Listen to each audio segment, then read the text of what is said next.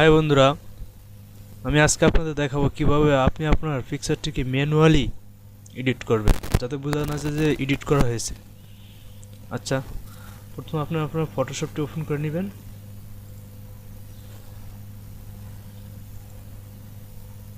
তারপর আপনি যেই পিকচারটা, আমি এই পিকচারটার ব্যাকগ্রাউন্ড চেঞ্জ করব, যেটা পিকচারটা। তো আমার পিকচার একটা পিকচারের এই পিকচারটার ব্যাকগ্রাউন্ড চেঞ্জ করা আছে, ওইটা নিয়ে আসি। ব্যাকগ্রাউন্ড চেঞ্জ করার পর এরকম থাকবে। জাস্ট আমি ব্যাকগ্রাউন্ডটা চেঞ্জ করে নিয়েছি, ব্যাকগ্রাউন্ড রিমুভ করে দিয়েছি। এখন আপনি আপনার পিকচারটি কীভাবে সাজাবেন, গুগল থেকে পিকচারগুলো নিতে পারেন, তবে পিএনজি পিকচার নেবেন যাতে আপনার সমস্যা না হয়। পিএনজি পিকচারগুলো নিলে ব্যাকগ্রাউন্ড রিমুভ করা লাগে না, এগুলো অটোমেটিক ব্যাকগ্রাউন্ড রিমুভ করে থাকে। তো লিখবেন আপনার যা প্রয়োজন, লেখার পরে লিখবেন পিএনজি, তখন দেখবেন যে পিএনজি পিকচারগুলো আসবে। তো আমি একটা পিকচার নিয়ে নিছি, আর এই জায়গা থেকে একটা পিকচার নিয়ে নিছি, এই জায়গা থেকে একটা পিকচার নিয়ে নিছি গুগল থেকে। তো এগুলো এখন ডিজাইন করে দেখাবো কীভাবে ডিজাইন করবেন। তো